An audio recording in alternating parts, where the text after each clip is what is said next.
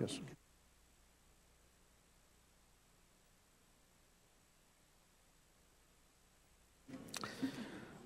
This committee will come to order, and pursuant to notice, we meet today to mark up House Resolution 499, condemning the violation of Ukrainian sovereignty, Ukrainian independence, and territorial integrity by military forces of the Russian Federation.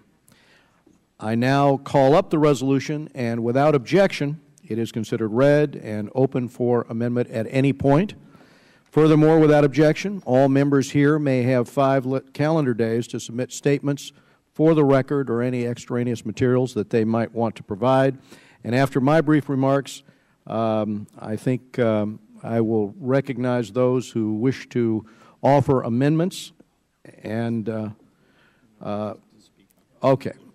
After my opening remarks, let us do it this way. Any members who would like to speak on this resolution, let's get that debate out of the way, and then we'll go to the members' amendments, some of which will be accepted en bloc after they make their case. And some will be voted on independently that are more controversial. I'd also like to thank the members for their cooperation in considering this resolution so quickly. As we heard during this morning's testimony, Ukraine is in a very difficult, very tense situation.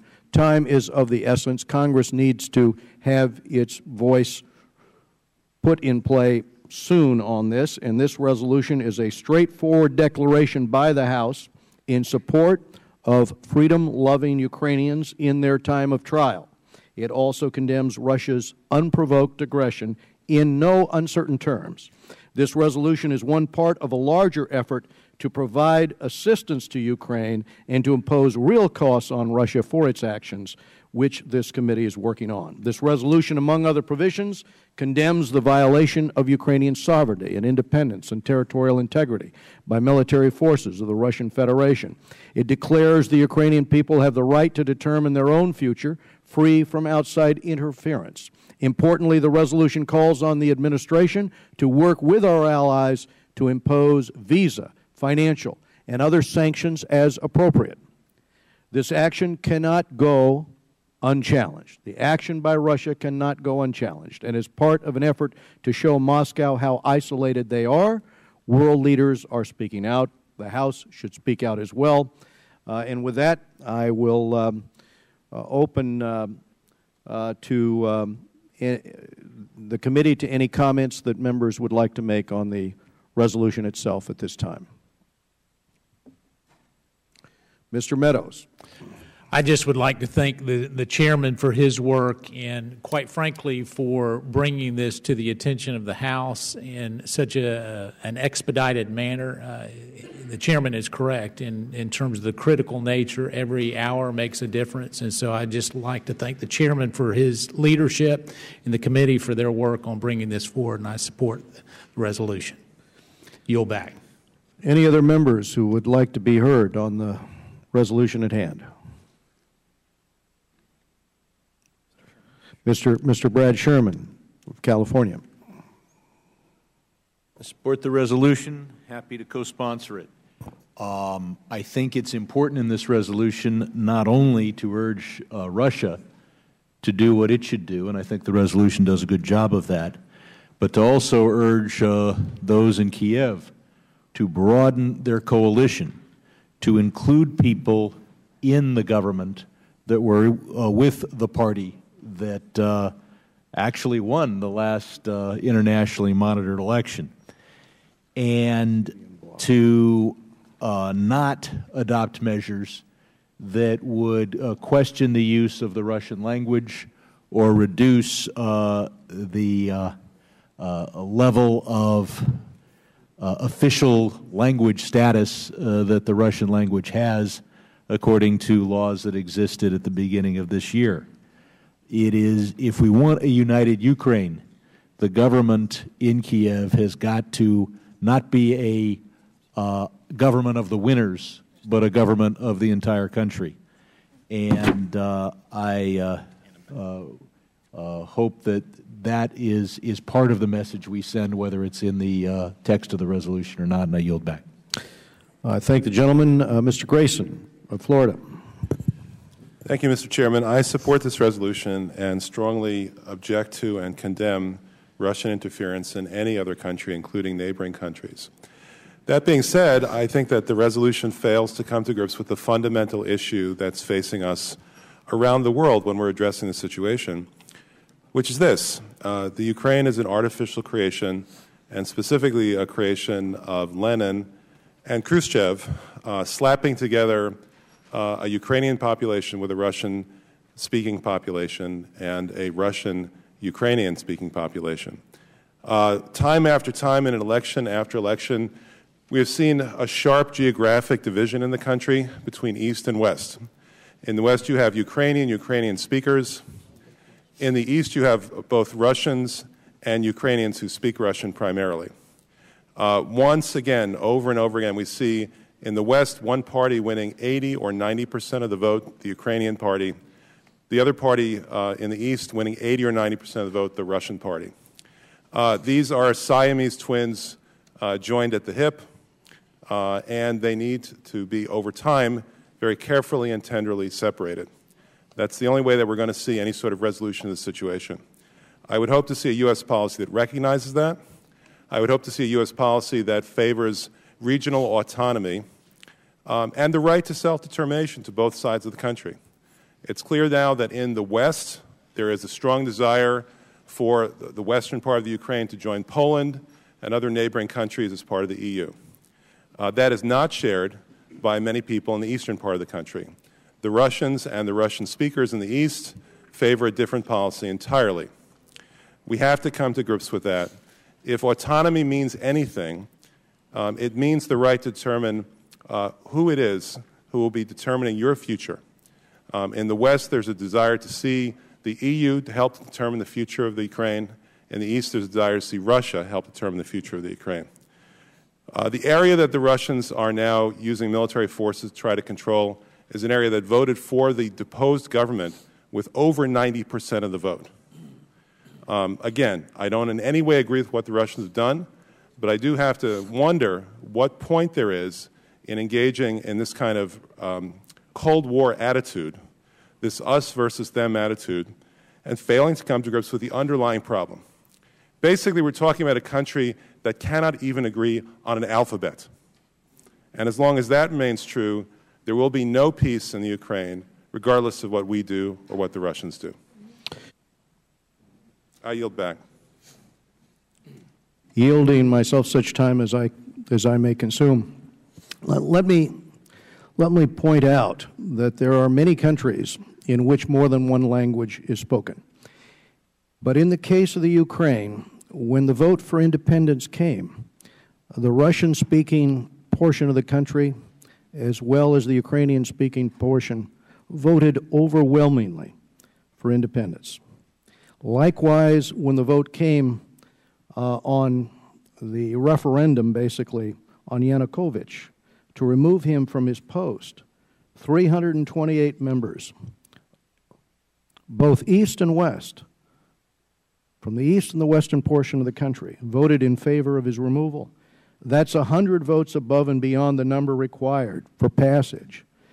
As indeed, the parliamentarians who belong to his own political party, the Party of Regions, voted overwhelmingly in favor of impeachment. The EU observers, by the way, including the Polish and the French and the German foreign ministers, were at Kiev at the time and immediately affirmed to the media that there had been no coup, that in fact the overwhelming majority of Parliament had voted for a new government. Now, as Ukraine goes to elections in May, this is an opportunity. It's an opportunity for us in the Congress, as we stress in this resolution, to encourage inclusion in the Ukraine. We recognize that polling in the Ukraine shows the overwhelming majority of people want an independent Ukraine. And yes, it's true. Some look east and some look west.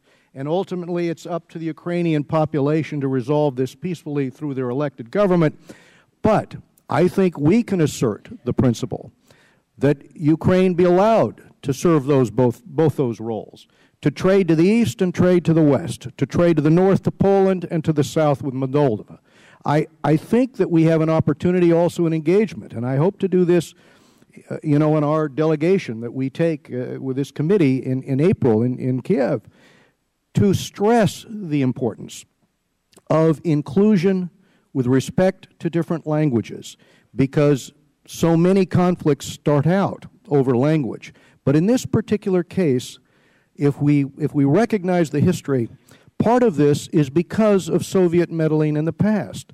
The eastern Ukraine once had an additional 8 million Ukrainian speakers. Joe Stalin, unfortunately, during the forced collectivization of the country, moved them out to Siberia. Most of them perished, most of the population that was moved. And subsequently, there were the purges under the Soviet system. So yes, Russian speakers moved in, but what's interesting about Ukrainian independence is the overwhelming support from all parts of the country, whether Tatar or Ukrainian or Russian-speaking. And given this important consideration, I think we have here before us a resolution that carefully explains, in a way that will help bring leverage to wind down this crisis, our recognition that all minority groups need to be included there.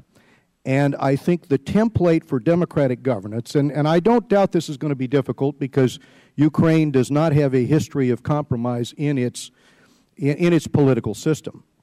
But what we are suggesting here, and with further EU engagement, our hope is that we can help bring together the different political parties and factions.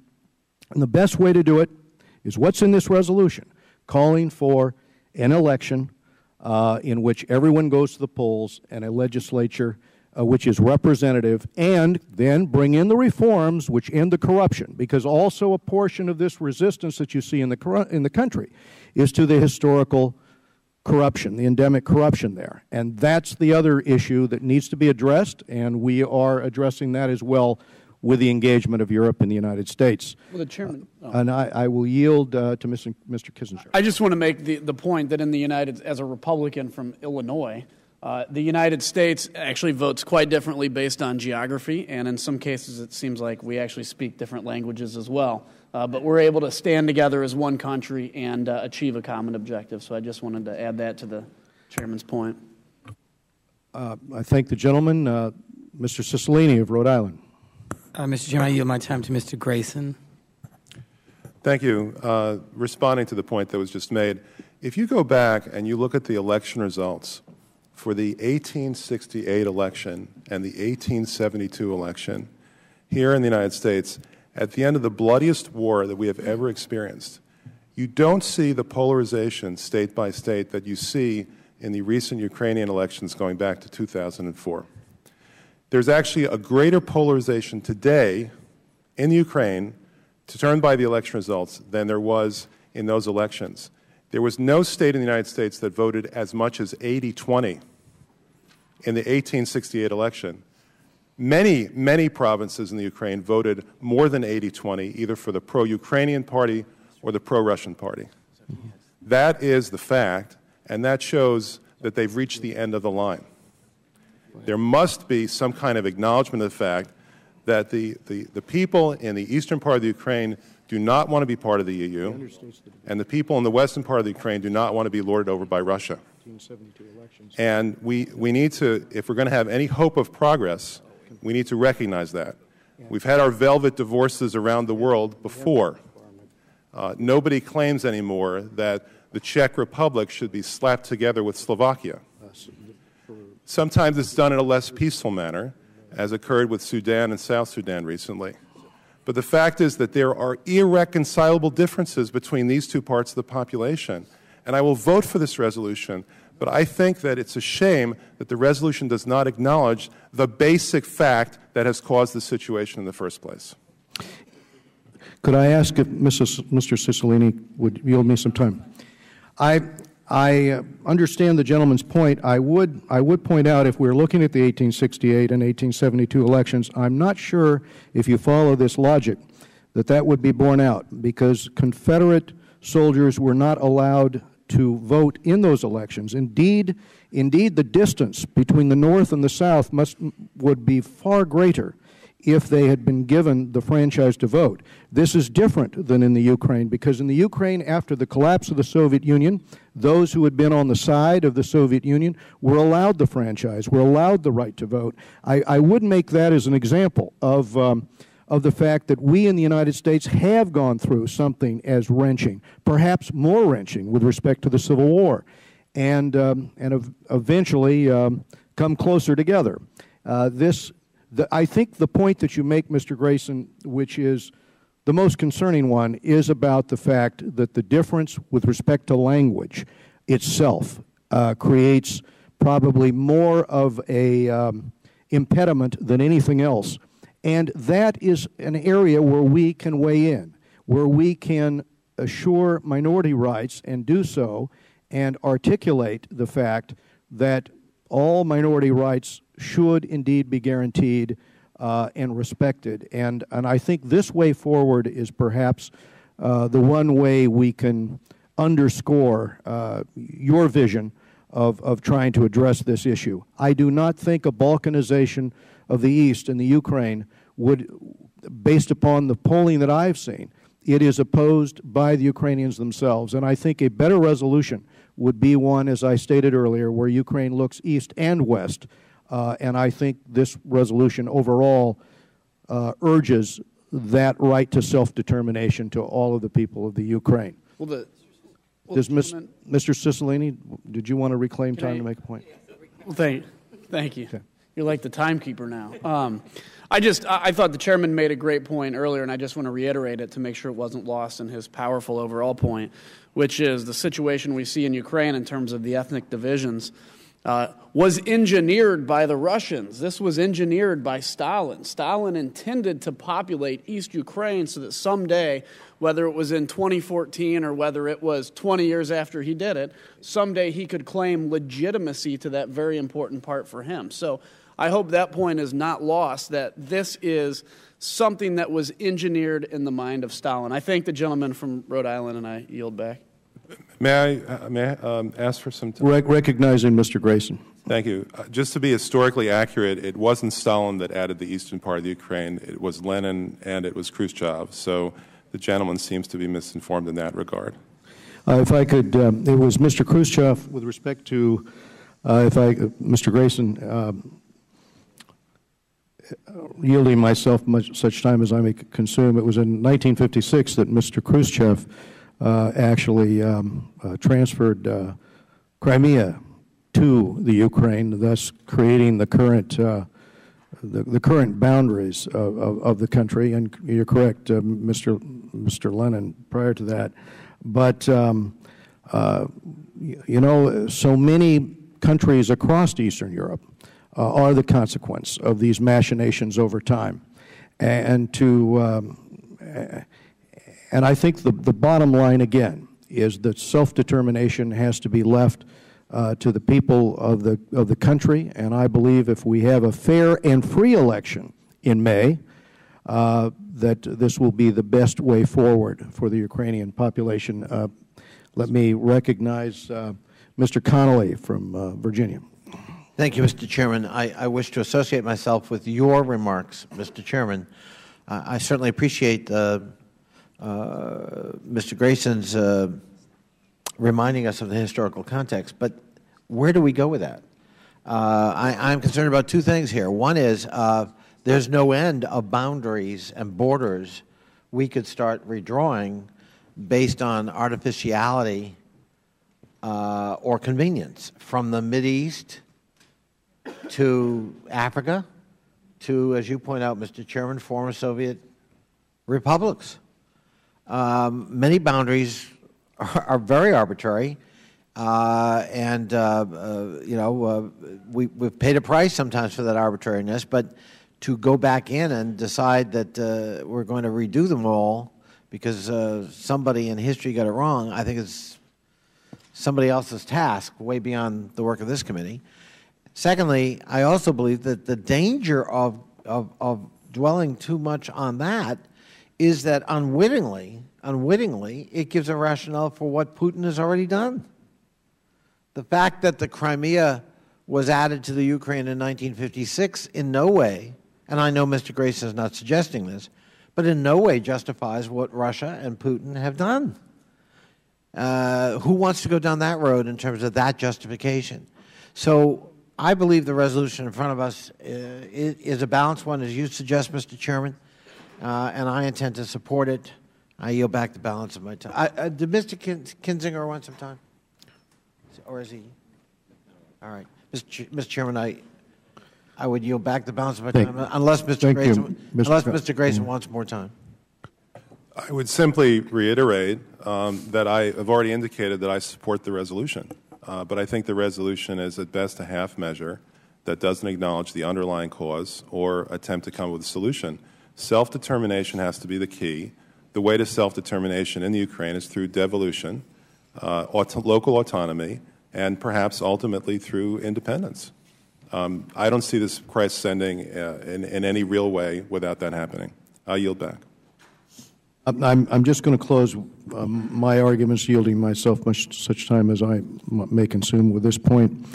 The resolution does not assert a position on Crimean secession. What it does is call for all citizens in Ukraine to respect the current government authorities, and that's a necessary step in promoting stability and rule of law in the country. And the resolution also calls on the Ukrainian government to protect the rights of all minority populations within Ukraine, which is important particularly for ethnic Russian minorities in the eastern and southern regions. I think Mr. Duncan of South Carolina was seeking recognition. I thank the chairman for his effort here. And I appreciate the comments that brought this into historical perspective, but the time in history that I think about as we talk about the Ukraine is 1776, 1777. I think about a people in Ukraine that are seeking liberty and seeking self-governance, and I think about when we talk about the Crimea and we talk about the different ethnicities of the Ukraine territory, I think about, should we be concentrating on trying to engineer another state, or should we let the Ukrainians deal with that? And definitely the Russians are involved in not just the Crimea, but by sinking one of their own ships and blocking the naval passage for the Ukrainian Navy to have access to the Black Sea for their own protection and their own protection of their maritime fleet.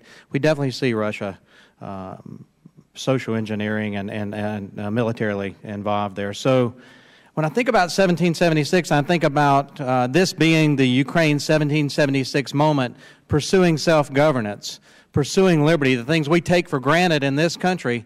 I also think about their desire for help from another free country, the United States of America. And I think about the French courts at the time in 1777 when Ben Franklin is asking for financial aid so that this fledgling nation could win its war and win its independence and actually pursue self-governance. And so as we debate and vote further on today with financial loan guarantees, we need to keep in mind that we wouldn't be here had not another country stepped up to provide that opportunity for us. And with that, Mr. Chairman, I yield back. Thank you. Before we go to the en bloc, are there any other members seeking recognition on the underlying bill? Seeing none, in order to expedite consideration and with the prior concurrence of the ranking member, I ask unanimous consent that the following amendments, which members have before them, be considered en bloc. The Holding Amendment, number 15, the Kennedy Amendment, number 8, the Kinzinger Amendment, number 10, the Meadows Amendment, number 32, the Perry Amendment, number 31. Without objection, so ordered. Do any members seek recognition to speak on any of the en bloc items that they have? Mr. Kennedy of Massachusetts. Thank you, Mr. Chairman. I want to voice my support, obviously, for my amendment and the block that is now up for consideration. It includes an amendment that I offered that would include a reference to the resolution that the House already passed on February 10th. Additionally, it seeks to add a clause and has some grammatical corrections to make sure that clause fits in, to state that the, quote, instability forced in the Ukraine forced 230 Peace Corps volunteers out of Ukraine. Mr. Chairman, as you're aware, am a former Peace Corps volunteer. It's an organization that has a special place in my heart. And recognizing that on February 24th, 2014, Peace Corps announced that all Peace Corps volunteers in Ukraine are safe and accounted for, but they had to be evacuated, rounded up and evacuated. Peace Corps had been working in Ukraine since 1992 under an agreement brokered by President George Bush and the former Ukrainian President Kravchuk. To date, over 2,740 American volunteers have lived and worked in Ukraine, fostering a competitive, collaborative, and cooperative spirit between our two countries. They served in Ukrainian schools, bringing resources and innovative practices to the country's education system, fostering a foreign exchange of information and best teaching practices. They worked tirelessly on social and economic development, working in tandem with Ukrainian communities, supporting critical service providers, assisting local institutions, fostering cooperation between NGOs, government entities, and private enterprises. Perhaps most importantly for me, Mr. Chairman, Peace Corps volunteer named Alex Kaplan is a native of my district, and he was one of the many Americans who were evacuated from Ukraine within the last 2 weeks as the crisis escalated. He was teaching secondary education at a local school, as well as volunteering at a local animal and homeless shelter, a girls' orphanage, and several English language clubs. He talked in a recent article, a recent interview, about the strong bonds he formed with his community, and most importantly, the fact that he would go back in a heartbeat to continue his service once the threat subsides. Since the inception of the Peace Corps, volunteers like Alex have embodied the spirit of service, peace, and cooperation that are the fundamental pillar of American foreign policy. Their inclusion in this resolution underscores the enduring commitment to those values in a word that is freer and fairer than before. So I ask for your consideration for the amendment. Thank you. Thank you, Mr. Kennedy. We'll go to Mr. Perry of Pennsylvania and then Mr. Sherman of California. Thank you, Mr. Chairman. I want to just speak on behalf of my amendment regarding the paramilitary forces in Crimea. It seems that Mr. Putin continues to propagate the myth that Russia does not interfere in the internal affairs of other nations. The fact is that Russia has a very long history of interfering in former Soviet states, and it seems that Mr. Putin mourns the loss of the empire and has set one of his goals to reconstruct a modern version of it through his proposed Eurasian Union. But to do so, he needs Ukraine, and he doesn't need democratic revolutions so close to Moscow that threaten his de facto autocracy. So he reserves the right to resort to economic blackmail and, in Georgia in 2008 and now Ukraine, military intervention to keep his neighbors in line. Russia has been stoking separatist sentiment for years in Crimea and now is doing it at gunpoint. Strong evidence suggests that members of Russian security services are at the heart of the highly organized anti-Ukraine forces in Crimea. While these units wear uniforms without insignia, a violation of international law, by the way, they drive vehicles with Russian military license plates and freely identify themselves as Russian security forces when asked by the international media and the Ukrainian military. My amendment, and this amendment, simply reflects the consensus of international community and identifies the reality of the facts on the ground by calling on the Russian Federation to end its support for separatist and paramilitary forces in Crimea. And I yield back. Thank you. We go now to Mr. Sherman. Just a brief comment. The Meadows amendment does call on the President not to attend the G8 or G7. I support that, but with the hope that Russia will respect the territorial integrity of the Ukraine, and nothing would be make me happier than for Russia to do the right thing and the President to enjoy his trip to Sochi. But I don't want to offer an amendment on this. I think it's understood that we're calling for this boycott on the assumption that the Russians don't get the message between now and then. Thank you. We go now to Mr. Holding of North Carolina.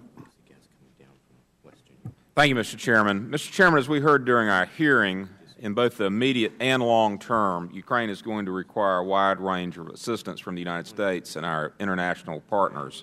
My amendment adds a resolve clause to the resolution that expresses the support of the House to work with our partners in Ukraine to improve transparency, combat corruption, and protect individual rights through an independent judiciary and a strong rule of law. Making improvements in these areas will all be crucial to the long-term stability in Ukraine and they are also the foundation on which strong democratic governance is built. And I ask members to support my amendment and support the en bloc package. I yield back. We thank the gentleman. Mr. Kinzinger. Well, thank Illinois. you. Thank you, Mr. Chairman. I want to thank you for accepting my amendment in this package. It strengthens our underlying bill by adding, and it calls on the administration to oppose visa, financial, trade, and other sanctions on not only Russian Federation officials, but also on Russian and Ukrainian oligarchs and anyone else complicit in Russia's intervention and interference. The President's made it clear the steps that Russia has taken violate Ukraine's sovereignty and territorial integrity and are a breach of international law. I'm pleased Congress and the administration are moving forward together towards implementing tough sanctions and would hope that our friends in the EU would consider the long-term implications that weakness towards Russia will mean. I'd also like to add my support for Mr. Keating's amendment. I've been concerned in what I've seen in terms of our allies, the French, having a naval contract with the Russians, and it's a naval contract to sell ships to the Russians that are actually beneficial in controlling the Black Sea coastline. And one of the difficulties Russia had in their illegal war with Georgia was their inability to control the Black Sea coastline. And this contract with French shipbuilders would actually give them that ability. So I hope our EU partners look very closely at their mill-to-mill relationship with Russia and consider doing the right thing on behalf of freedom-seeking people all over the globe. And I yield back, Mr. Chairman. I thank the gentleman. Mr. Meadows, were you seeking recognition on your amendment? So recognized. Thank you, Mr. Chairman. And I'll be very brief. The amendment, I appreciate the Chairman's consideration of this in block, basically calling on a boycott, joining with the President and asking other democratic states to boycott the G8 summit in Sochi, to convene a G7 summit at some place outside of Russia. I appreciate my colleague from California's pointing out Mr. Sherman and his support of the amendment, and certainly all of us want to recognize the fact that if Mr. Putin decides to go a different direction and reverse this course he's on, we will gladly look at restoring relationships. I also want to say that in spite of what may have been heard here today, I want the Ukrainian people to recognize that Democrats and Republicans, the administration and Congress, are joining together to make sure that we stand alongside the freedom-loving people of the Ukraine, and will stand up for them in this particular venture. And so I would urge the support of this amendment. And I thank the Chairman and yield back.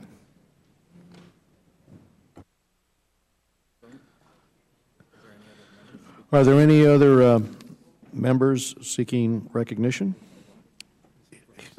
Mr. Brooks of Alabama. Thank you, Mr. Chairman. It's been said that to some degree America has been playing marbles, which if you've ever played marbles as a kid, you know that the long-term strategy is not very in-depth, while Russia is playing chess. And if you play chess, you understand that you have to calculate each potential move of your opponent, and for each of those moves have your responses available and at hand in order to ensure ultimate success.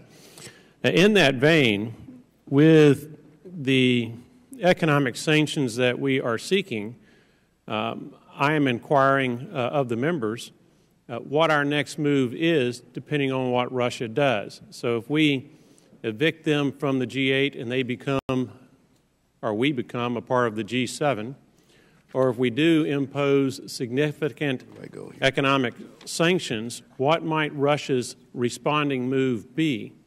By way of example, how do we react if Russia's next move is to say we are no longer going to allow you to hitch a ride to the International Space Station?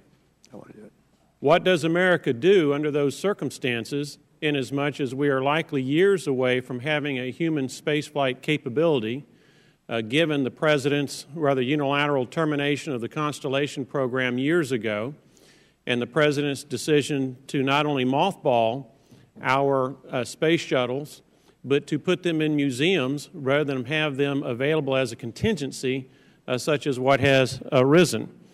What do we do if Russia's next move is to say to the United Launch Alliance, as was evidenced by a hearing this week in the Senate, that Russia is no longer going to deliver engines to the United Launch Alliance, which in turn supplies our capabilities of launching satellites into space. Many of those satellites are military in nature, highly classified, and so my query to, say, Mr. Meadows or Mr. Keating or the chairman or any other members is, what is our next move if Russia decides as their next move to deny us access to manned spaceflight to the International Space Station, or denies us the rockets that we need to put our satellites in space? Now, don't get me wrong with my query. I intend to support this resolution because, to a large degree, I see it as authorizing the executive branch to determine what economic sanctions are appropriate, and I personally believe that that is the executive branch's responsibility and duty, and I hope that they will play chess rather than marbles. But please, if anyone has any suggestions in particular on how we're going to resume our manned spaceflight capabilities in a short period of time, I'd like to hear it. Will the gentleman yield? Yes, I will.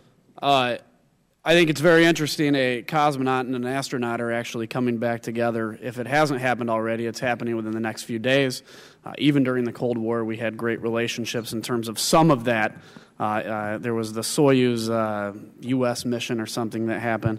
I also do wonder if Vladimir Putin, when he makes a decision to go into Ukraine or Georgia or terrorize his neighbors, if he sits around and wonders all these questions too, and then decides he doesn't want to do anything because he's afraid it might hurt our space alliance. So I would just humbly and kindly say to my friend that I think reacting from a position of strength on the United States is the best thing that we can do against this incursion into Ukraine. And while I think what is the next step is a worthy question to have, I don't think our adversaries wonder with quite the caution that the gentleman's asking the question. And I yield back to the gentleman.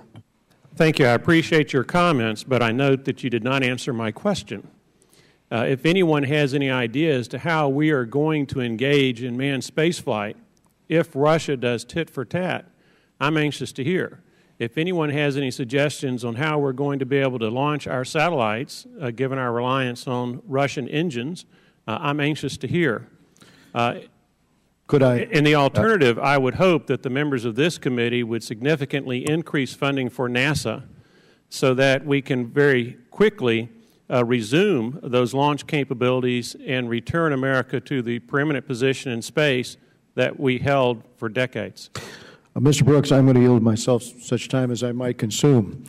The point you raise is the very reason why we need to use the leverage that we have at our disposal right now in order to get Russia to recognize that it cannot continue to escalate this crisis in eastern Ukraine.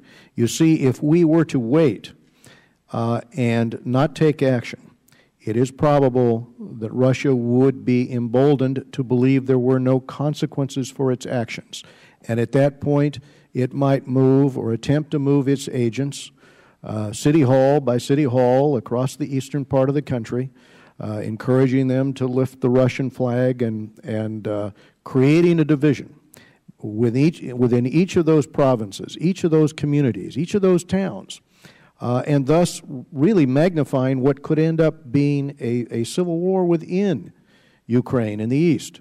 However, if we take action now and show that there is economic consequences, and if Europe stands with us, and if Russia is isolated internationally, so that the vote, let's say, at the United Nations has only one vote in opposition, that's the veto from Russia, but the rest of the international community all calling here for the rule of international law, then it's quite probable that with that type of leverage, we can de-escalate this conduct on the part of Putin and get us back to the point of cooperation. But at this point, if we do not take decisive action, then it is far more likely that the escalation will eclipse the joint cooperation on programs such as the one you're most concerned about right here. So in that context, I would suggest that this is the most responsible action we can take in order to weigh in and have Russia consider the considerable downside effects should they continue to escalate the crisis. Mr. Chairman? Mr. Chairman? I will yield. Thank you, Mr. Chairman. I just want to respond to the gentleman from Alabama's comments about an amendment I plan to offer in a few minutes. I just want to remind everyone that suspending military cooperation, that was already one of the first acts that our administration already did. That is done. So the purpose of the amendment I will be offering is to reach out to those other countries, our allies in Central Europe and our NATO members, to do the same as we're doing. So just to clarify that, Mr. Chairman, before I offer the amendment, I want that point clarified. All right. I yield back. Thank you, Mr. Keating. Hearing no further requests for recognition, the question occurs on the bipartisan en bloc amendment. All those in favor say aye. Aye. All those opposed, no. In the opinion of the chairs, the ayes have it, and the en bloc amendment is agreed to. Does Mr. William Keating have an amendment at the desk? Thank you, Mr. Chairman. I have an amendment at the desk. The clerk will report the amendment. Amendment to H.Res. 499, offered by Mr. Keating of Massachusetts. On page 5, between the 8th and 9th resolved clauses, insert the following new paragraph. Without objection, the amendment is considered read. The chair recognizes Mr. Keating from Massachusetts to explain the amendment. Thank you, Mr. Chairman. NATO Secretary General Rasmussen announced that NATO was suspending most of the alliance's meetings with Russia and was reviewing the entire range of NATO-Russia cooperation. The Baltic states, Poland, and other allies in Central Europe have called on NATO members and the EU to impose an arms embargo. The UK has said it's reviewing its arms exports to Russia. However, other NATO members have said an arms embargo would be premature. The key reason, of course, is concern about possible revenue losses. This amendment calls on European allies to suspend export of military equipment that could be used to support Russian aggression in the region. This is an obvious step for allies to take in response to an unprovoked act of military aggression in their own neighborhood. I ask for support of this amendment, and with that, I yield back. Do any other members seek recognition? Any further debate on this amendment? Hearing no further no further request for time, we'll go then to the vote on the amendment. All those in favor of Mr. Keating's amendment, please say aye. Aye. All those opposed, no. In the opinion of the chair, the ayes have it, and the amendment is agreed to. Are there any other amendments? The chair recognizes Mr. Poe of Texas. I have an amendment at the desk, Mr. Chairman. The clerk will report the amendment. Amendment to H.Res. 499, offered by Mr. Poe of Texas. Page 6, line 9, strike quote and.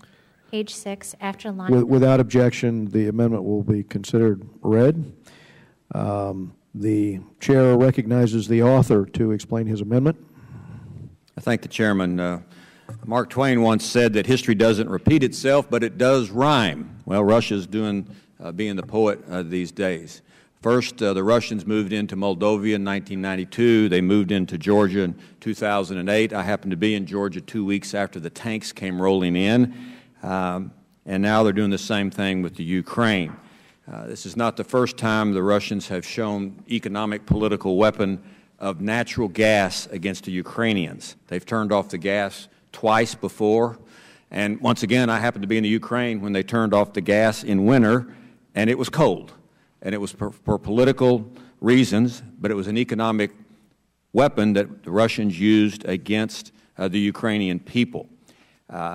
As we look at the Ukrainian situation, it's a situation that is bigger than just the Ukraine. It's the Russian influence of on the region and holding that region hostage with the use of energy, primarily natural gas. This past weekend, the Russians even warned that Ukraine's discount on natural gas was in jeopardy. But there's something that we can do not only to help the Ukrainians, but help stability in the area and help the United States as well. And that's by selling American natural gas to the Ukrainians, the former Soviet republics, even to Western Europe. There is a demand, and the American supply is overwhelming. We have more natural gas than we can use in the United States. Our current reserves are roughly 97 times what the U.S. consumed in all of 2011. There is so much natural gas in North Dakota that there are 15 flare-ups now, which would be equivalent to heating over 1 million homes. That is gas that they are burning off. We have abundant natural gas in this country, primarily in Texas. There's an ice cream company in Texas that says, Bluebell, it's the best in the world, by the way, that says, as their commercial, we eat all we can and we sell the rest. Well, I think that should be our policy with natural gas. We use all we can and we sell the rest. And here's an opportunity that we could buttress the economic, political weapon the Russians are using against the former Soviet republics to bring them back, and that's the use of natural gas. And this legislation would simply put part of this bill, a requirement that the United States have a policy of moving forward with exporting natural gas to the Ukraine and other countries. According to the New York Times, the Obama administration is pushing the idea. The head of the State Department Bureau of Energy Resources, Carlos Pascual, is a former Ukrainian ambassador to Ukraine. He said Gazprom's influence will be weakened as American supplies are shipped onto the global market. And his team is already working to help the Ukraine and other countries break away from the dependence of Russian natural gas.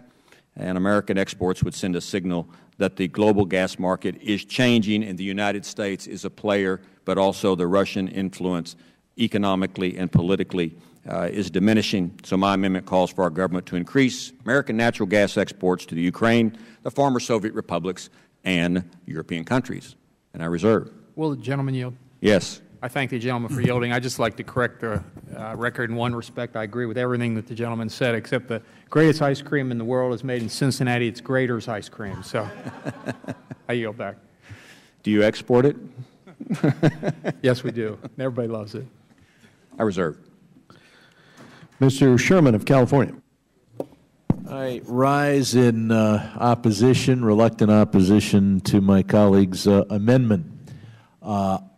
I think it's important that we have a resolution that passes overwhelmingly on the floor of the House in just a few hours. It would be brought up under a suspension.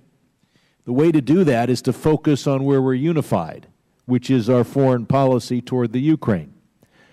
This House is not all that unified on energy policy. As a matter of fact, we just had votes on the floor of the House where there was substantial opposition to a bill dealing with energy policy. I think we've got another energy policy vote this afternoon, which will not pass on a suspension.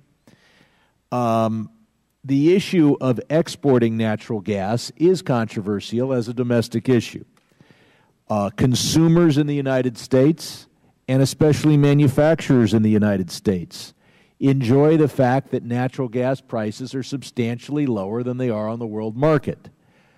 Exporting natural gas it would then cause Americans and others to pay the world price.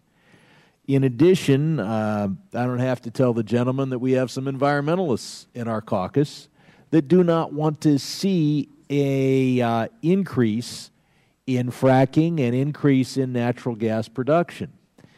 And regardless of where any member stands here on whether we should export natural gas, whether federal land should be open to more exploration, I would call upon everyone who's a member of the Foreign Affairs Committee to say, let's bring a foreign affairs resolution to the floor of the House rather than one that there'll be pressure on at least Democrats to vote against on these domestic energy issues. We had one series of votes on controversial energy issues this morning. We have another one this afternoon. We don't have to turn this foreign affairs resolution into a third partisan divide, can't pass on a suspension, or maybe can't pass on a suspension, controversial vote. The chair of our TNT, including Trade Subcommittee, and I have had hearings on this issue. I see merits on both sides of whether we should export natural gas. What I don't see is a reason to put it in the Ukrainian resolution. Point of order, Mr. Chairman.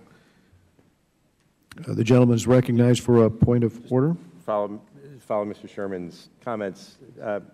Does this committee have jurisdiction over the export of natural gas? Well, we would have jurisdiction over exports and export promotion, and on top of that, in the resolution itself, it makes reference to Ukrainian energy independence. So yes, very clearly it would be germane. And then objectively, it would be germane. Parliamentary inquiry. Yes. If this language is added to the resolution, will the Energy and Commerce Committee then command jurisdiction? I don't think so. I'll recognize the parliamentarian. Sir, that would depend on an intervening decision by that committee to seek a sequential referral with the House parliamentarians, and we can't prejudge that.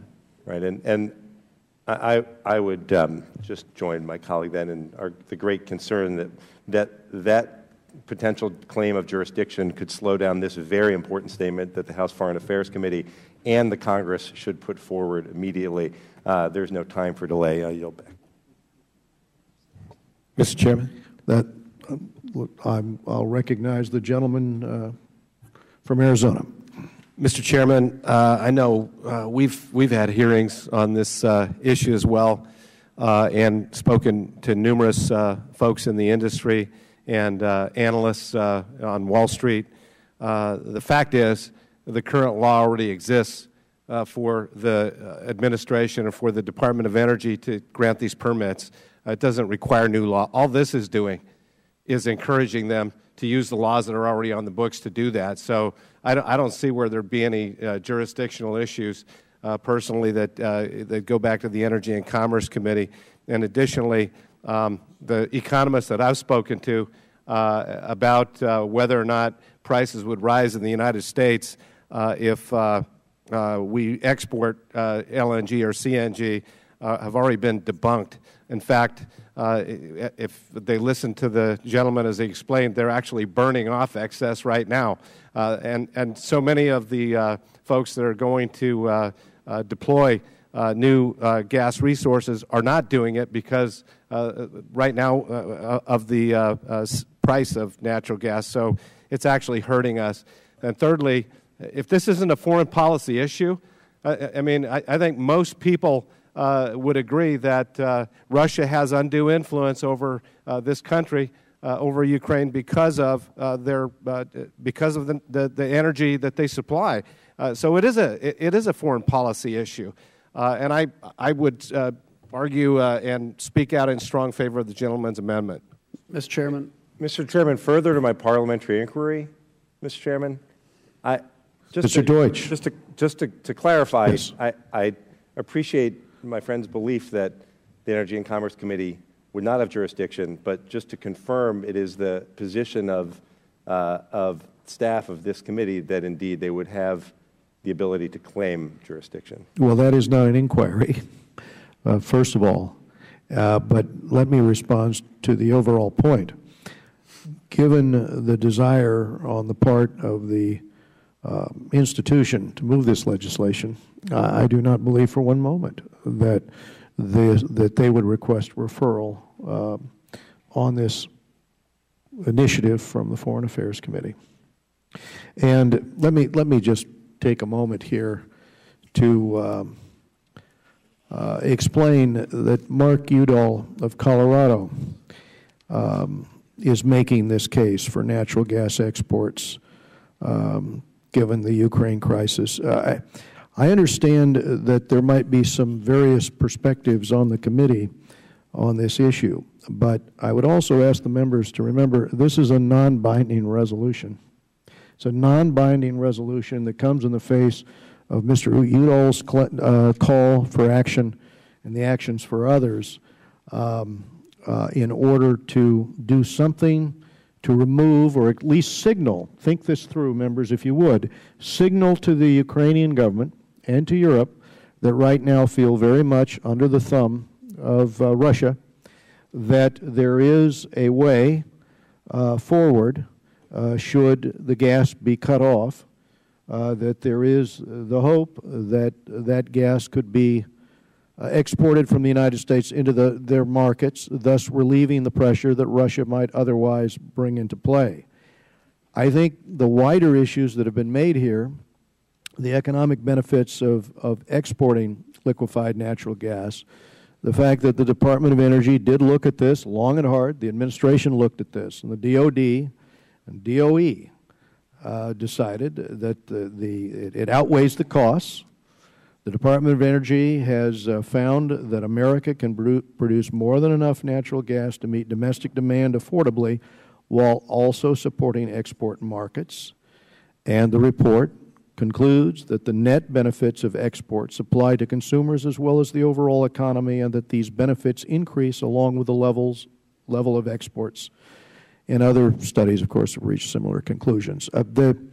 My takeaway from this is because it is non-binding, because it is sent as a message to Russia in the middle of Russia's attempt to use this as a weapon, that at the end of the day, although there might be a divided vote on the amendment, I would suggest in the general scheme of things that this is not a final vote on the House floor which would occur on something out of the Department of Energy for enactment of the final decision on such a provision. And so I just, to put that in context for everyone's consideration. I think Mr. Meadows was requesting time. Thank you, Mr. Chairman. I would like to make sure that we set the record straight with regards to natural gas exports and speak in favor of this amendment, and would share with some of my colleagues opposite. The fact that we have met many of the greenhouse gas emission standards, in fact, have met the Kyoto levels without passing that, is a direct response to our energy solution here in the United States using much more natural gas. Quite frankly, the greenhouse gas emissions have been lowered, according to the EPA, by over 5% as a reduction that comes directly from the use of natural gas. And so some of the concerns that we might have with regards to greenhouse gas emissions would be addressed with regards to exporting natural gas instead of oil or other fossil fuels. I would also like to add that by most estimates, by many estimates, we have well over a 200-year supply of natural gas. And so the amount that the Ukraine would use, or any consumption that might be used as a result of supplanting this particular flow from Russia, would certainly be offset by the years and years of reserves that we have now. And so I would just urge my colleagues to support this resolution and do all that we can to provide relief for the freedom-loving people of Ukraine, and I'll yield back. Will the gentleman yield? Certainly. I want to thank him for his comments. I want to just point out that this is not setting energy policy for the nation. This is taking available energy, surplus that we have, and exporting it to a nation that is in dire concern about the future of their energy security because of the gas pipelines that are controlled by the Russians that go through the Ukraine. This isn't just a Ukrainian issue. It's also going to spill over into a European issue because of those gas lines. Exporting natural gas and exporting the technology that would allow the Ukrainians to harvest and produce the resources that they've got is the right thing. In fact, last year, Ukraine signed a natural gas exploration deal with both Royal Dutch Shell as well as Chevron, which pledged to invest as much as $10 billion if adequate supplies of shale gas were found. the Ukraine has more than 40 trillion cubic feet of technically recoverable natural gas. This would allow the Ukraine to possibly have energy independence and lessen some dependence on a country that's sitting on their doorstep right now. This is the right thing. It does not set policy for this country other than it encourages taking some of the surplus we got in this that we have in this country and helping a friend, helping someone that is pursuing the liberty that we enjoy. So I appreciate the gentleman from Texas offering the amendment. I support it. I think it's the right thing, and I appreciate the gentleman yielding time to me. And with that, I'll yield back, Mr. Meadows. Mr. Meeks of New York. Thank you, Mr. Chairman. I just want to go back to what Mr. Sherman had indicated, because I think that the message that we also want to show and send is that we are all together, that there's no division in the United States Congress, irrespective of beliefs on shale gas, etc. And what this amendment could cause is division because some individuals will not be able to or may not vote for the resolution because they have a different opinion. And I think that's got to be taken into consideration here. You know, I haven't made a decision on shale gas or whether I'm for selling it abroad or not. You know, that's a decision that still has to be made. But I don't want to have to make that kind of decision because the language that we utilize is important. Even though it's not binding, it's important, and it is going to be read by others. And so for the sake of unity, in my estimation, we should try to make sure that we come up with a resolution that we all can 100% say we're with and stand by and not cause any divisions, that shows that there's any wrinkle between us, because that's then something that I think the Russians would love to exploit, to say that we're not 100% together. And I think that the idea of us as the United States Congress saying that we're all together on this resolution sends by far a stronger message to Russia than us debating back and forth or having someone vote no because they're not for selling of shale gas or exporting shale gas. Yes, Mr. Kinzinger of Illinois. Thank you, Mr. Chairman. This is a tough one. I've been out there agreeing that the best way to counter the Russians in the next decade or two is export of natural gas, to make our allies' reliance on them less important than their reliance on us, and I'm 100% supportive of it. That said, Mr. Chairman, I'm not sure if this is the place to put a resolution like this. I'm undecided how I'm going to vote on this, because right now I think the most important thing we can do as a United States Congress is to show unanimity on this issue, to show the people of Ukraine that we are behind them. And I don't know if this is the place to engage on a debate that may be very divisive, that while I am on one side of it, and I'm very passionately on one side of it, I understand that there are people that disagree with me.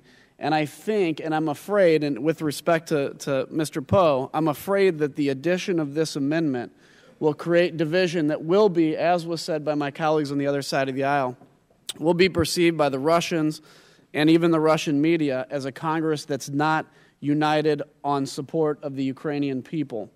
While I also understand that I'm probably in a big-time minority on my side for doing this, I'm leaning towards opposing this amendment, not because of my disagreement with what's in it, but because of my belief that it is extremely important for us to present a united front on this issue. And with that, I will yield back, Mr. Chairman. I thank the gentleman. We'll go to Mr. Connolly of Virginia. Thank you, Mr. Chairman. I actually support what Judge Poe is trying to do here. I think it actually is important from a foreign policy point of view to be very clear with respect to the Putin administration in Russia that we are prepared to even substitute ourselves as a natural gas supplier in the event that they continue down the road they've chosen. But I want to echo what Mr. Meeks and what Mr. Kinzinger both just said. I think at this grave moment, it is essential Congress speaks with one voice. It is essential we not divide this resolution today so that there is no misconstruing the firm intent of Congress to resist the acts of aggression against Crimea and against the Ukraine by the Putin administration in Moscow. He needs to see that. He needs to hear that. A divided opinion even though I may be on Mr. Poe's side of this opinion, I think risks something very important in terms of our resolve and our ability to speak with one voice at this time of crisis. And I would urge my friend from Texas to consider that. I would urge the chairman to consider that as we proceed. And with that, I yield back. I'd like to recognize Mr. Grayson on the underlying amendment and also for a second-degree amendment. But let me just recognize Mr. Grayson at this time. Thank you. I'll reserve the right to offer an amendment shortly, if that's okay with the chairman. It is. It comes with my support, Mr. Grayson. Thank you very much, Mr. Chairman. My 13-year-old daughter would like to see increased exports of natural gas from the United States to the Ukraine, and my 13-year-old daughter would also like a pony. So with that in mind, I'd like to ask Mr. Poe, the gentleman from Texas, a few questions. This resolution is about Russian military intervention in the Ukraine. Mr. Poe, are the Russians blocking the U.S. export of natural gas? This resolution expedites the policy of the United States to supply the Russians with, or supply the Ukrainians with natural gas. As you know, this whole intervention by the Russians in the region is based upon trying to control their energy. So we're letting the Russians know, as the administration has already said, to supply them, the Ukrainians, if we have the capability, supply them with natural gas. Mr. Poe, that's a little too complicated for me to understand. Aren't we already exporting all the natural gas that we can to the Ukraine and other countries in the region? Are the Russians preventing us from doing that? No, we're not. There are 1,500 flare-ups in North Dakota as we sit here today that are burning off enough natural gas to heat a million homes. So no, we're not exporting all we can. What makes you think, Mr. Poe, that it's Russian military intervention in the Ukraine that's causing those gas producers to burn off that excess? Because, as they have done in the past, the Russians used their economic stranglehold on the former Soviet republics by holding them hostage with natural gas. The Ukrainians get 60% of their natural gas from Russia.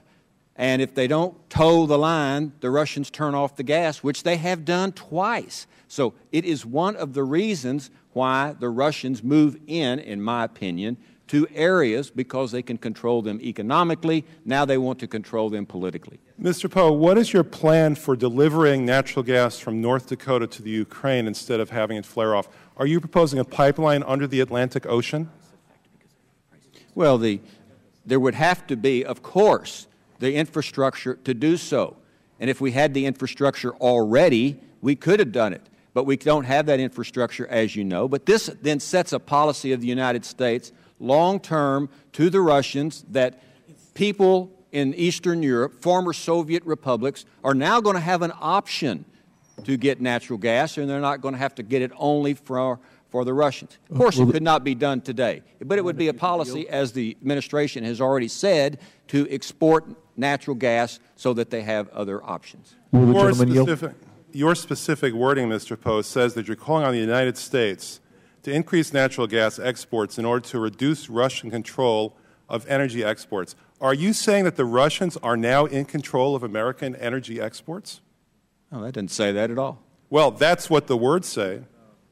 It doesn't say that. Read it again. Okay. Russians do not control American exports. We control them. But right now, we don't allow our exporters to export natural gas because of a lot of other reasons we can discuss if you want to. All this does is set a policy saying that our answer to the Russian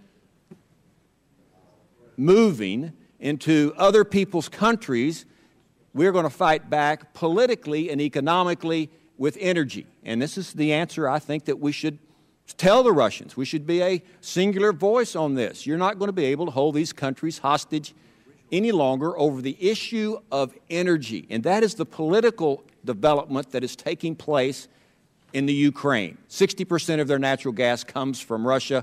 Why don't we give the Ukrainians an option? Mr. Poe, your amendment calls on the United States to do what you're describing here. Where is it in the Constitution of the United States that says that the U.S. House of Representatives, the representatives of the people of the United States, have any authority to call on the United States as a whole to do anything? Can you point to the part of the Constitution where it says that? Will the gentleman yield? Yes. We require federal approval for export facilities for liquefied natural gas.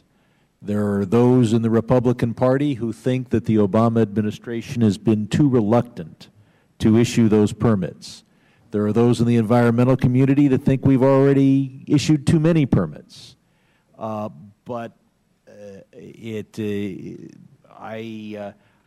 think it's reasonable to say that this is an issue that we need to confront, and our committee has substantial jurisdiction in the area. But it is not Russia that is preventing the export of liquefied natural gas. That's a matter of our the economic policy and the environmental policy that the administration has substantial control over. Yes, and that's exactly my point. I know nonsense when I see it, and this is poorly written nonsense. With all due respect to the gentleman from Texas, I yield the rest of my time. Mr. Chairman, Mr. Meadows. I ask that we strike the last words of Mr. Grayson. We're adding personalities here and personalities to this, and so I'd ask that we would strike that. Let me do this. Let me just admonish all members. Direct your questions to the chair, and let's try to follow Jefferson's original rules of decorum here as we continue the debate. Does anyone want to be recognized for an amendment? Yes, Mr. Chairman, I'd like to be recognized for an amendment, and I think we have a copy at the desk. I ask if, do we have a copy of the amendment at the desk? We do, sir. Mr. Chairman? Well, the gentleman is recognized. Is this coming in the form of a secondary amendment to this amendment? That is correct. I believe this is a secondary amendment to the amendment. Thank you, Mr. Chairman. Thank you, Mr. Collins. The clerk will read the amendment. Second-degree amendment to Mr. Poe's amendment offered by Mr. Grayson of Florida strikes the text of the amendment and substitute page 6, strike lines 1 to 4, and insert the following. Quote, 15 calls on Ukraine and European countries and former Soviet republics to support energy diversification initiatives to reduce Russian control of energy exports, including by promoting energy efficiency and reverse gas flows from Western Europe. The gentleman is recognized on his amendment. Thank you. The purpose of my amendment is simply to try to bridge the gap that's appeared here today and to try to make this effort, this initiative to help the people in the Ukraine resist Russian intervention militarily and to stand up as free people and that we can do so unanimously. I understand the geopolitical issue involved here. I do understand that one way to help the people of the Ukraine is, in fact, to help them to be energy independent, just as it would help the people of America if we were all energy independent. So with that in mind, I introduced this amendment to call on the Ukraine and the European countries and former Soviet republics to support energy diversification initiatives to reduce Russian control of energy exports, including by promoting energy efficiency and reverse gas flows from Western Europe. I want to point out that the Chair has discussed a potential amendment to this language, which I certainly think could be constructive. We just simply didn't have time to reach some conclusion, but the Chair wants to discuss after this, if I understand the Chair correctly, language to the effect of calling on the United States to increase gas exports and promote energy efficiency. My understanding is that third-order amendments are out of order, so I don't think we'll be able to reach a conclusion on this given the time frame that's contemplated. I offer my amendment with the Chair's recommendation in mind. I yield the rest of my time.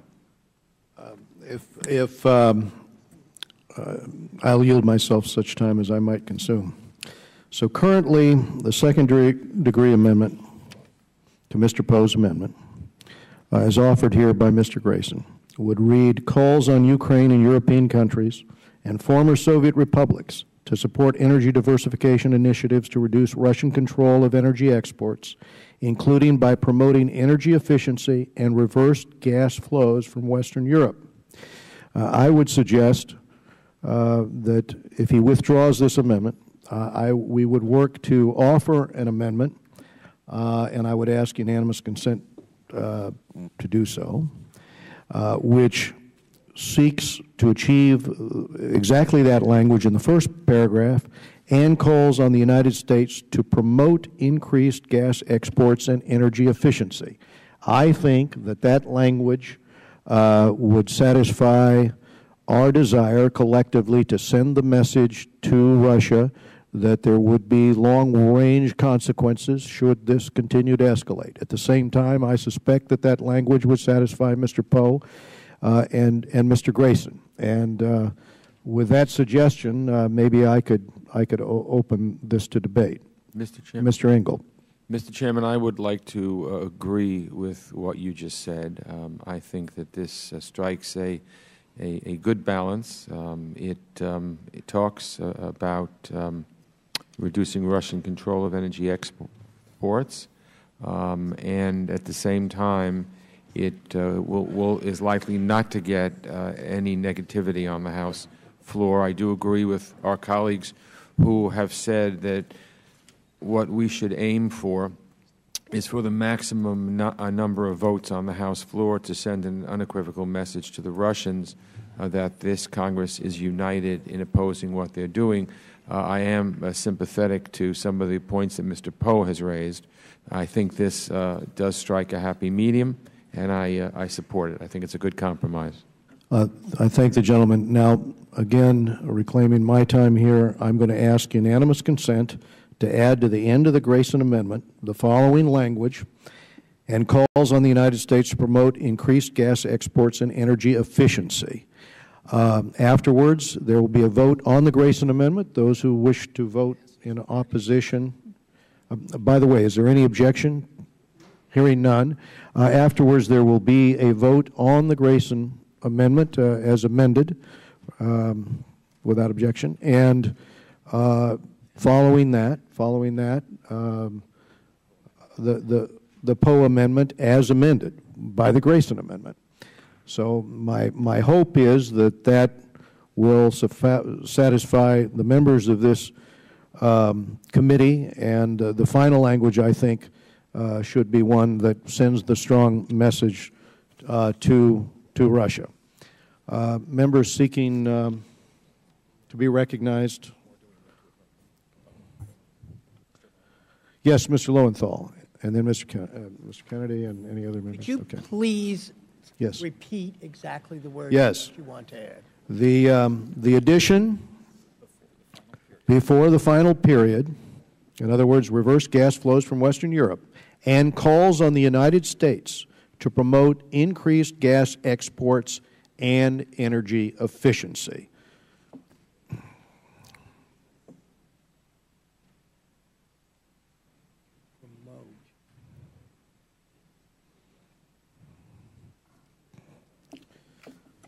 I think Mr. Chairman, there was a question. Mr. Perry had a question. Thank you, Mr. Chairman. I'm curious about the verbiage and reverse gas flows from Western Europe. Does this essentially, I mean, it takes valving changes and so on and so forth, and it takes a market that draws the gas to the customer. It doesn't take us saying so. And does this mean that we're now going to advocate to sell our gas to Russia? No, it does not, Mr. Perry, but I want to recognize Mr. Grayson for an explanation of his amendment. Well, the status quo these days is that Western Europe imports gas from Russia, and there is a perception on the part of many that that creates a certain dependency on the part of Western Europe to Russia, because Russia could turn off the tap in the same manner that Russia has turned off the tap to some of the former Soviet republics. So reverse gas flow is meant to denote, in essence, energy independence for Western Europe, so that Western Europe does not remain dependent upon Russian gas to the extent that it already may be. Mr. Kennedy, did you seek recognition? No, Mr. Chairman. I was just pointing out Mr. Lowenthal. Thank you. Okay. Other members seeking recognition? Oh, Mr. Castro, yes. I would just say, you know, since the fall of the Soviet Union in 1991, we essentially were encouraging Russia to become a capitalist democratic nation, and we encouraged their economic entanglements, now it seems like, not only with the United States, but also with Europe. They are now in a position to use those entanglements as leverage in the situation in which we all now find ourselves. So I think there is a question now going forward, once this is resolved, what our strategy is with respect to Russia and whether, you know, the Society of Nations, including the United States and Europe, is going to encourage further economic development with Russia or not. I support along the lines where Congressman Poe is going. I do think that we need to be a supplier of energy to, you know, many of the nations that Russia now has a large share of the supply for. But I also think that we can't pretend as though what has developed is only the product of what Russia has done. For many years, we have encouraged that, except that now, instead of you know, essentially doing what we had hoped, they have taken a turn towards imperialism and back towards their Soviet actions. And that's the situation in which we find ourselves. Well, the question is on the Grayson Amendment as modified. Mr. Chairman? Yes. Who seeks recognition? Stockman. I have a real quick question. I tend to agree that if we adopt the language reverse gas flows, that means Europe's going to sell to Russia. I just wish we'd clarify that language, but I yield back. I thank the gentleman for yielding back. Mr. Grayson, would you like to elaborate any further on your amendment? Sure. Russia has the largest hydrocarbon reserves in the entire world. It seems unlikely that Russia will be importing natural gas anytime soon. That's the language. Well, actually, what we're doing is we're talking about reverse gas flows from Western Europe. That could be to Czechoslovakia, that could be to Poland, that could be to the Ukraine. That could be to any number of locations that are energy poor. Russia itself is enormously energy rich.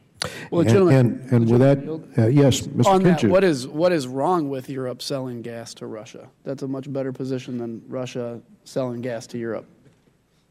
Correct. Mr. Chairman, any other? I have a question, Mr. Chairman. Any other members seeking recognition? Mr. Weber. Yes. This question is, I guess, along with Mr. Grayson's amendment. So actually, for Western Europe to become that energy proficient, is he promoting fracking over in Western Europe? I just had a question for him.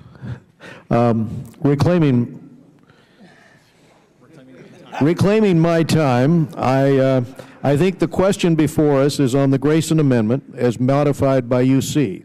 All those in favor of the Grayson Amendment with our UC addition, please signify by saying aye. Aye. All those opposed? No? In the opinion of the chair, the ayes have it. You convinced him.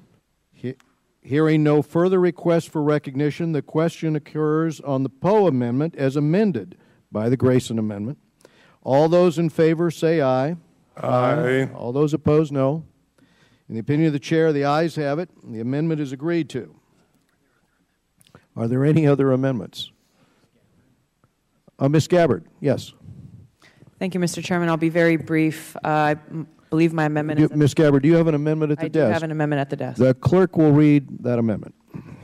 Amendment to H.Res. 499, offered by Ms. Gabbard of Hawaii. On page 3, in the last clause of the preamble, after the last and, insert, regarding civil and political rights. Without objection, the amendment will be considered as read. Thank you, Ms. Mr. Gabbard, Chairman. would you explain your amendment? Thank you very much. Very briefly, the amendment on page 3 directly relates to adding regarding civil and political rights so that as we look at the role of the international monitors and calling for them to move into the region, that they're not only looking at the direct threat of an escalating military tension, but that they're also looking at the underlying tensions that exist within the civil and political arena. The Second Amendment on page 5 seeks to address the need as we look to provide aid and assistance to Ukraine to get to that end state of stability on all levels, whether it be economic or in other areas, that we also encourage the reforms needed to address corruption, which has played a direct role in the weakened state that we're seeing. Thank you, Mr. Chairman. I thank the gentlelady and thank her for the language on the anti-corruption measures which you've added to the base text here. Any other members seeking recognition on the Gabbard amendment? Hearing no further requests for recognition, the question occurs on the amendment from Ms. Gabbard. All those in favor say aye. Aye. All opposed, no. In the opinion of the chair, the ayes have it, and the amendment's agreed to. Any other amendments? Any other members seeking recognition? Hearing no further amendments to the measure, the question occurs on agreeing to House Resolution 499 as amended. All those in favor signify by saying aye. Aye. All those opposed, no. In the opinion of the chair, the ayes have it, and the bill as amended is agreed to. Without objection, H.R. 499 as amended is ordered favorably reported, will be reported as a single amendment in the nature of substitute. Staff is directed to make any technical and conforming changes, and that concludes our business for today. And again, I want to thank our ranking member, Mr. Engel from New York, and all our committee members for their contribution and assistance today. The committee stands adjourned.